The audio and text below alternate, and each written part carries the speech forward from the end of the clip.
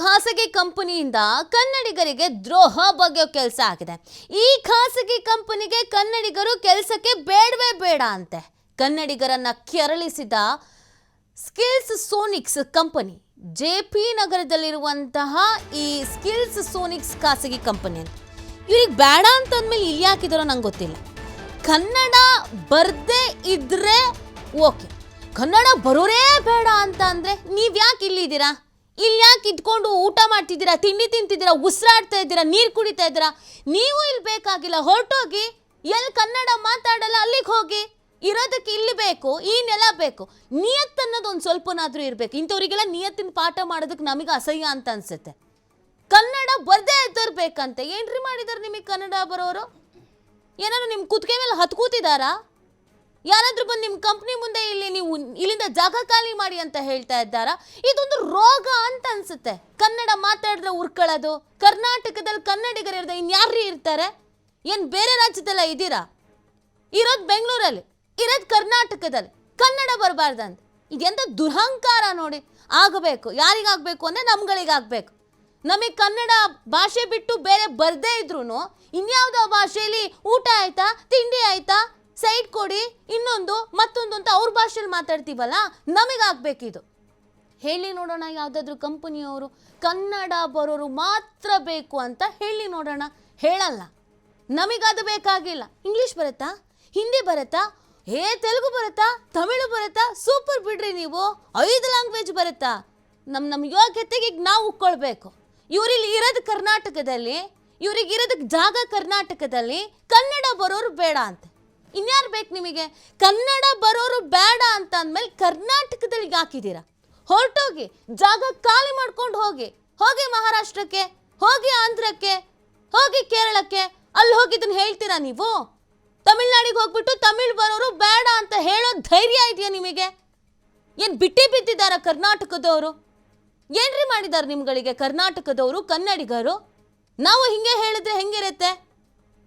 ಬಾಡಿಗೆ ಮನೆ ಕೊಡಲ್ಲ, ಕನ್ನಡ ಬರೋರಿಗೆ ಮಾತ್ರ ಬಾಡಿಗೆ ಮನೆ ಕೊಡ್ತೀವಿ ಅಂತಂದ್ರೆ ಹೆಂಗಿರುತ್ತೆ?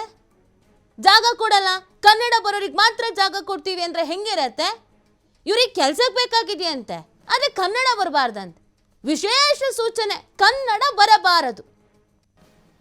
ಕನ್ನಡ ಬರೋರು ಕೆಲ್ಸಕ್ಕೆ ಬೇಕು ಅಂತ ಒಂದು ಕಂಪನಿ ಆದರೂ ಕೇಳೋದುಂಟಾ? ಇದು ಎಂಥ ಕರ್ಮ ಹೇಳಿ ನಮ್ಮದು. ಇರೋದು ನಾವು ಕರ್ನಾಟಕದಲ್ಲಿ. ಆಶ್ಚರ್ಯ, ನಾವು ಯಾವ್ದಾದ್ರು ಬೇರೆ ಕಡೆ ಇದ್ದೀವಾ? ಇರೋದು ಕರ್ನಾಟಕದಲ್ಲೇ. ನಮಗೆ ಯಾಕೆ ಅನ್ಯಾಯ ಆಗ್ತಾ ಇದೆ ಅನ್ನೋದು ನಾವು ಅರ್ಥ ಮಾಡ್ಕೋಬೇಕು.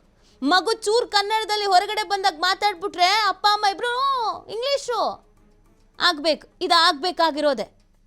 ಕನ್ನಡ ಗೊತ್ತಿರಬಾರ್ದಂತೆ. ಕನ್ನಡ ಗೊತ್ತಿಲ್ಲದ ಅಭ್ಯರ್ಥಿಗಳಿಗೆ ಆದ್ಯತೆ ಅಂತೆ. ಅದಿನ್ನು ಎಂಥ ಕಿತ್ತೋಗಿರೋ ಕೆಲಸನೋ ಗೊತ್ತಿಲ್ಲ.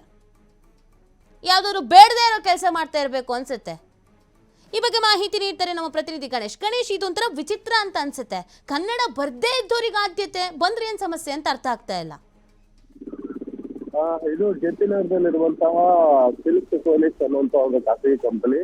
ಅವರು ಒಂದ್ ರೀತಿಯಲ್ಲಿ ನೌಕರಿ.com ಅಲ್ಲಿ ಅಪ್ಲೋಡ್ ಮಾಡಿರುವಂತದ್ದು ಹ್ಯೂಮನ್ ರಿಸೋರ್ಸ್ ಆಫೀಸರ್ ಅಂದ್ರೆ ಮಾನವ ಸಂಪನ್ಮೂಲ ಅಧಿಕಾರಿ ಪೋಸ್ಟಿಗೆ ಕರೆದಿರುವಂತಹ ಒಂದು ಏನು ಇದು ಪೋಸ್ಟ್ ಆಗಿರುವಂತದ್ದು. ಆ ಹಿನ್ನೆಲೆಯಲ್ಲಿ ಆ ಸಂದರ್ಭದಲ್ಲಿ ಅವರು ಹಾಕಿರುವಂತದ್ದು ನಾನ್ ಕನ್ನಡಿಗ ಅಂಡ್ ನಾನ್ ಮರಾಠಿಗ ಈಸ್ ಅವೈಲೇಬಲ್ ಅಂದ್ರೆ ಆತರ ಹಾಕಿರೋದು. ನಾನು ಕನ್ನಡಿಗ ಮತ್ತೆ ನಾನು ಮರಾಠಿಗ ಅವರಿಗೆ ಪ್ರಾಬಲ್ಯತೆ ಜಾಸ್ತಿ ಅಥವಾ ಪ್ರಾಬಲ್ಯತೆ ಕೊಡ್ತೀವಿ ಅನ್ನೋಂಥದ್ದು. ಅಂದ್ರೆ ಕನ್ನಡ ಬಾರದೇ ಇರಬೇಕು, ಬೇರೆ ಲ್ಯಾಂಗ್ವೇಜ್ಗಳು ಹಿಂದಿ ಇಂಗ್ಲೀಷು ಪ್ರಾಪರ್ ಇರಬೇಕು ಅನ್ನುವಂತಹ ಇಂಟೆನ್ಷನ್ ಹಾಕಿರೋದು. ಇದು ಸಹಜವಾಗಿ ಸೋಷಿಯಲ್ ಮೀಡಿಯಾದಲ್ಲಿ ಈಗ ಸಾಕಷ್ಟು ವೈರಲ್ ಆಗ್ತಾ ಇದೆ. ಇಲ್ಲಿನ ನೀರು, ಬೆಳಕು ಮತ್ತೆ ಹಾಗೆಯೇ ಇಲ್ಲಿನ ಜಾಗವನ್ನ ಕರ್ನಾಟಕದ ಬೆಂಗಳೂರಿನ ಜಾಗವನ್ನ ಕೂಡ ಪಡ್ಕೊಳ್ಳುತ್ತೆ. ಆದ್ರೆ ಇಲ್ಲಿ ಕನ್ನಡಿಗರಿಗೆ ಅವಕಾಶ ಇಲ್ಲ ಅನ್ನೋದು ಸಹಜವಾಗಿ ಹಲವು ಸಂಘಟನೆಗಳಿಗೆ, ಕನ್ನಡ ಪರ ಹೋರಾಟಗಾರರು ಕೂಡ ಇದೊಂದು ಅಸಮಾಧಾನ ಆಗಿರೋದ್ರೂ ಈ ಒಂದು ನೌಕರಿ.com ಅಲ್ಲಿ ಹಾಕಬೇಕಂತಾನೆ ಸೋಷಿಯಲ್ ಮೀಡಿಯಾದಲ್ಲಿ ಕಮೆಂಟ್ಸ್ಗಳು ಕೂಡ ಬರ್ತಾ ಇದೆ.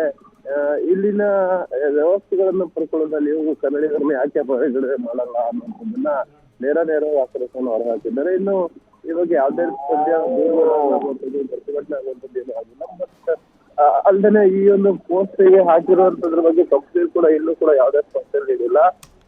ಇದು ಸೋಷಿಯಲ್ ಮೀಡಿಯಾದಲ್ಲಿ ಈ ಒಂದು ನೌಕರಿ.com ಅಲ್ಲಿ ಆಗಿರುವಂತಹ ಹುದ್ದೆ ನೇಮಕಾತಿ ಪ್ರಕ್ರಿಯೆ ಸಂಬಂಧಪಟ್ಟಾಗ ಸಾಕಷ್ಟು ವೈರಲ್ ಆಗ್ತಾ ಇದೆ. ಚರ್ಚೆಗಳು ಕೂಡ ಸಾಕಷ್ಟು ಆಗ್ತಾ ಇರುವಂತದ್ದು. ಸಹಜವಾಗಿ ಕನ್ನಡಿಗರನ್ನ ಕೆರಳಿಸುವ ಪ್ರಕ್ರಿಯೆ ಕೂಡ ಇದಾಗಿದೆ. ಯಾಕೆಂದ್ರೆ ಇಲ್ಲಿನ ವ್ಯವಸ್ಥೆಗಳಿಗೆ ಎಲ್ಲವನ್ನೂ ಕೂಡ ಹೊಂದ್ಕೋಬೇಕಾಗುತ್ತೆ. ಇದನ್ನು ಕೂಡ ಕ್ಯಾಲೆಟ್ ಇರುವಂತವ್ರು ಇರ್ತಾರೆ. ಮೊದಲ ಪ್ರಾಜೆಕ್ಟ್. ಥ್ಯಾಂಕ್ ಯು ಗಣೇಶ್ ತಮ್ಮೆಲ್ಲ ಡೀಟೇಲ್ಸ್ಗೆ.